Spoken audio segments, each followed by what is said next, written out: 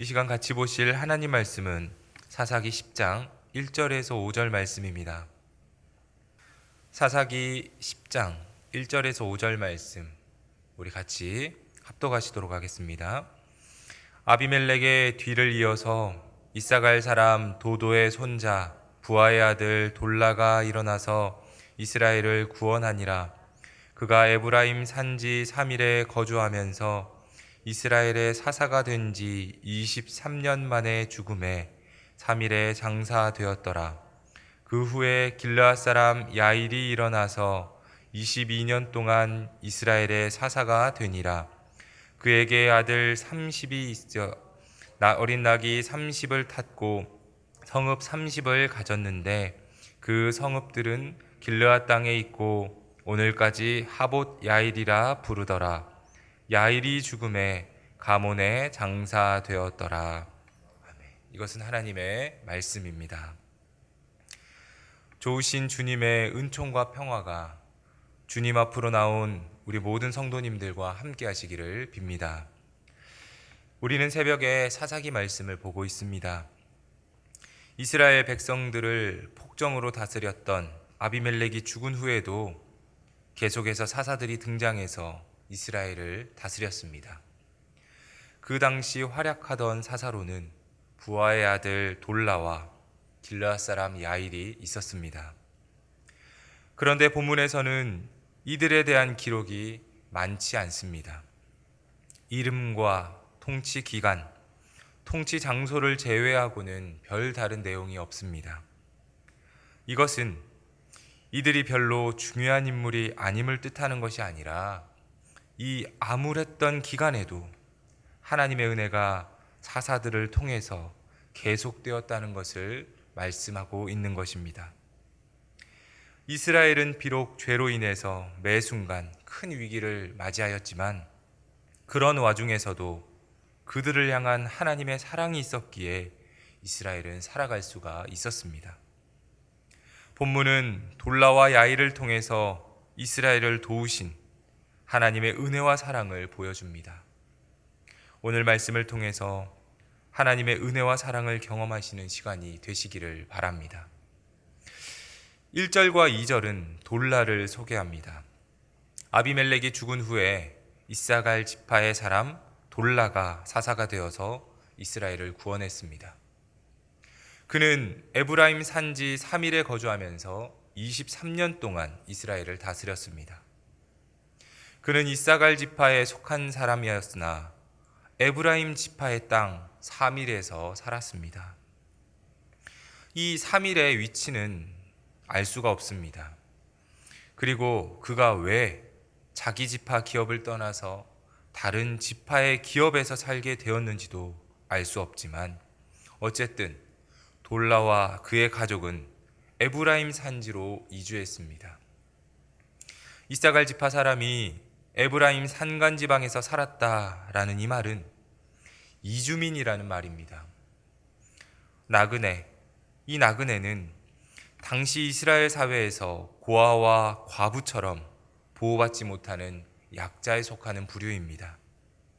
돌라는 나그네로서 에브라임 지역에서 큰 능력이 없던 사람이었습니다. 또한 이 3일이라는 마을의 의미는 가시덤불입니다. 아비멜렉의 이야기에서 요담이 사람들에게 비유로서 아비멜렉을 비꼬아 이야기하면서 아비멜렉을 가시나무에 견주어 이야기했고 그리고 그의 통치가 가시나무 가운데서 나오는 불과 같을 것이다 라고 외쳤던 것을 아마 기억하실 것입니다. 아비멜렉과 연결되는 이 아비멜렉 이후에 등장하는 이 사사 돌라가 하나님의 부름을 받던 시대가 꼭 가시덤불이 광야를 뒤덮은 듯 고통의 시대였다는 것을 사사기를 기록한 역사가가 지금 고발하는 것입니다. 그러나 그런 시대에도 하나님께서는 돌라를 시대의 구원자로 부르셨습니다. 돌라의 집안은 에브라임 산지에서 영원한 나그네와 같은 집안이었습니다. 돌라라는 이름의 의미는 벌레입니다. 에브라임 산지에서 돌라와 그의 가족의 위치는 그 이름처럼 벌레와 같은 처지였습니다. 나그네의 삶이 다 그렇습니다. 권력과도 관계가 없는 사람이었습니다. 그러나 하나님께서는 권력자들의 가시덤불 같은 통치로 고통받는 이스라엘을 위해서 당시 사람들의 눈에는 벌레 같았던 돌라를 선택하신 것입니다. 이것이 하나님께서 일하시는 방식입니다. 우리가 신앙생활을 하다 보면 그런 경우가 있습니다. 나는 왜 다른 사람들처럼 크게 쓰임받지 못하는가? 나는 왜 다른 사람들처럼 놀라운 능력이 없는가? 나는 왜 이렇게 평범한가? 오늘 본문에서 나오는 돌라는 소사사로 불리는 사람입니다. 그는 드보라나 기드온처럼 이스라엘을 큰 전쟁에서 구원한 사람도 아니고 입다나 삼손처럼 극적인 모습을 보인 사람도 아닙니다. 이름조차 벌레라고 붙여진 힘없는 이주민으로서 살아가는 돌라였지만 그는 이스라엘을 구원한 한 명의 사사로서 쓰임을 받았습니다. 그는 소사사였지만 아비멜렉에 의해서 지파 간의 갈등과 상처를 치유하는 역할을 담당했습니다. 큰 역사는 아니지만 백성들의 마음에 평안을 주고 회복시키는 일을 감당했던 것입니다. 기적을 일으키고 놀라운 것을 보여주는 것만이 전부는 아닙니다. 초대교회의 모습을 보면 복음을 능력 있게 전했던 바울의 역할도 필요했고, 그리고 사람들의 마음을 위로하고 감싸주었던 바나바의 역할도 필요했습니다. 각자의 역할이 다를 뿐 능력이나 업적의 차이가 아니었습니다. 중요한 것은 크건 작건 간에 자신의 역할을 잘 감당하는 것이었습니다. 사회의 일원으로서, 교회의 성도로서, 가정의 구성원으로서 자신의 위치를 잘 감당할 때에 하나님은 그 사람을 통해서 그가 속한 공동체를 변화시키시는 것입니다. 큰 사람이 쓰임받는 것이 아닙니다. 하나님께 순종하는 사람이 쓰임받는 것입니다. 돌라는 벌레라는 이름을 가지고 또한 이주민으로서 힘이 없는 존재였지만 하나님께 쓰임받았다라는 사사라는 사실을 기억하시기 바랍니다. 큰 사람이 되기보다는 돌라와 같이 하나님께 쓰임받는 사람이 되시기를 주님의 이름으로 기원합니다. 돌라 뒤에 나오는 사사는 야일입니다. 3절에서 5절까지 그를 소개합니다. 야일은 22년 동안 사사로 있으면서 이스라엘을 다스렸습니다. 그런데 그의 22년을 4절에서는 이렇게 설명을 합니다. 그에게 아들 30명이 있어 어린 낙이 30을 탔고 성읍 30을 가졌는데 그 성읍들은 길르앗 땅에 있고 오늘까지 하봇 야일이라 부르더라. 그에게 아들이 30명이 있었다고 합니다. 그 아들들이 어린 나귀를 탔고 성읍 30을 가졌다고 합니다. 여기서 나귀를 탔다는 것은 통치자로 있었다는 말입니다. 그가 누린 성읍이 길르앗 땅에 있는데 그 성읍들을 통틀어서 하봇 야일, 즉 야일의 성읍이다, 야일의 땅이다 라고 불리어졌습니다. 이렇게 볼 때에 야일은 성읍을 30개나 가진 많은 부와 권세를 가진 사람임을 알 수가 있습니다. 그는 그렇게 살다가 가몬에 장사되었습니다. 그에 대해서 한 가지 주목할 것은 돌라에 대해서는 이스라엘을 구원했다라고 성경이 설명하고 있는 것에 반해서 야일에 대해서는 그냥 사사가 되었다라고만 설명합니다. 돌라를 설명할 때와는 다르게 야일을 설명할 때는 매우 건조하게 말하면서 지나가고 있는 것을 봅니다. 아마도 이스라엘의 최고 지도자로 22년 동안 있었지만 그 자리에 썩 어울리는 삶을 살지 못했던 것은 아니었을까 생각해 봅니다. 야일의 삶에서 볼 수 있는 것은 그는 한평생 많은 부와 권력을 누리고 살다가 장사되었다는 사실입니다. 열정도, 충성도, 헌신도 말씀에서는 찾아볼 수가 없습니다. 그저 편안하게 풍요롭게 잘 지내다가 땅에 묻혔습니다. 야일의 인생이 평화와 풍요를 누린 것이 다라고 한다면, 만일 그것이 그가 추구하는 유일한 가치였다면 그의 죽음 이후에 이스라엘에는 심각한 문제가 생길 수가 있습니다. 이제 야일의 시대가 끝나면 11장부터는 입다의 시대가 옵니다. 입다의 시대는 혼란과 불의의 시대입니다. 평화는 야일의 시대로 막을 내리게 됩니다. 사사기의 논점은 바로 그것입니다.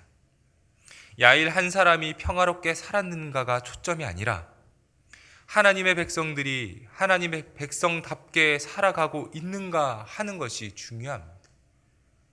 야일이 얼마나 많은 재산을 가지고 얼마 동안 평안하게 권력을 누리고 살았는지가 중요한 것이 아니라 백성들의 신앙을 세우고 신앙을 일으키는지가 중요한 것입니다. 하나님은 당신의 백성들이 평화와 풍요를 누리며 살기를 바라십니다. 하나님은 평화와 풍요의 공급자이십니다. 하지만 하나님은 무엇보다도 당신의 백성들과 사랑의 관계 맺기를 바라십니다. 하나님의 백성들이 그저 한평생 평안하게 잘 먹고 잘 살다가 죽는 인생이 되기를 원하지 않으십니다. 사사기는 평화와 풍요의 은혜 가운데 하나님의 백성들이 하나님을 떠났다는 사실을 집중 조명하고 있습니다. 야일이 누렸던 평화가 초점이 아니라 평화 가운데에서도 자행되었던 백성들의 패역이 초점이라는 것입니다. 많은 그리스도인들이 꿈꾸는 삶이 바로 이 야일의 삶일 것입니다. 예수 안에서 평화롭고 풍요로운 삶을 한평생 보내다가 주님 품에 안기기를 바라면서 신앙생활을 합니다. 자식들은 번성하고 자식들에게 물려줄 재산도 많고 세상에서 성공적인 인생을 꿈꿉니다. 예수 안에서 평화와 풍요를 누리는 것 좋은 일입니다. 그러나 얼마만큼 누리느냐보다 하나님 앞에서 어떻게 살아가느냐 하는 것이 더욱더 중요합니다. 우리는 한평생 평안하고 풍요롭게 살기 위해서 부르심을 받은 존재들이 아닙니다. 우리는 하나님과 관계 맺고 하나님의 뜻을 세상에 펼치기 위해서 부름을 받았습니다. 하나님께서 주신 풍요의 자리에서 머무는 것이 아니라 그 풍요를 가지고 하나님의 나라를 세우는 자리에 서야 한다는 것입니다. 단순히 풍요롭기만을 바라는 삶을 꿈꾸지 말기를 바랍니다. 야일의 이름의 뜻은 하나님의 빛을 비추어라입니다. 그러나 그는 하나님의 빛을 세상에 비추기보다는 오직 자기와 자기의 가족들이 드러나기를 위해서 살았던 사람 같습니다. 야일과 같이 자신의 안위와 평안을 위해서 사는 것이 아니라 이 땅에 하나님의 백성들이 하나님의 백성답게 살아갈 수 있도록 그들을 돕고 세우는 자로서 살아가시기를 주님의 이름으로 축복합니다. 말씀을 생각하시면서 같이 기도하겠습니다. 오늘도 우리를 말씀 앞에 세우신 하나님 아버지, 우리를 살게 하는 것은 이 땅의 풍요나 성공이 아니라 하나님의 은혜임을 날마다 잊지 않게 하옵소서. 어두웠던 시대에 사사를 통해서 백성들을 하나님께로 인도하고자 했던 하나님의 사랑을 봅니다. 백성들을 하나님께로 인도하는 자가 되어야 함에도 자기의 영의와 풍요를 누리며 살았던 야일의 모습이 행여나 우리의 모습이지는 않는지 오늘 말씀 앞에서 우리를 돌아봅니다. 비록 우리 삶은 돌라와 같이 작고 미약하고 힘이 없는 모습이라 할지라도 우리가 선 그 자리에서 오늘 하루를 성실하게 살게 하시고 우리를 통하여 하나님의 사랑과 은혜가 전해지게 하옵소서. 교회를 섬기시는 담임 목사님께 성령의 충만함 주시고 말씀의 능력을 더하여 주옵소서. 주님의 몸된 교회를 위하여서 수고하고 땀 흘리는 모든 성도들의 헌신과 수고 가운데 함께하여 주시고 은혜를 더하여 주옵소서. 오늘 하루도 주님과 동행하는 하루가 되게 하옵소서. 모든 말씀 우리 주 예수 그리스도의 이름으로 기도합니다. 아멘.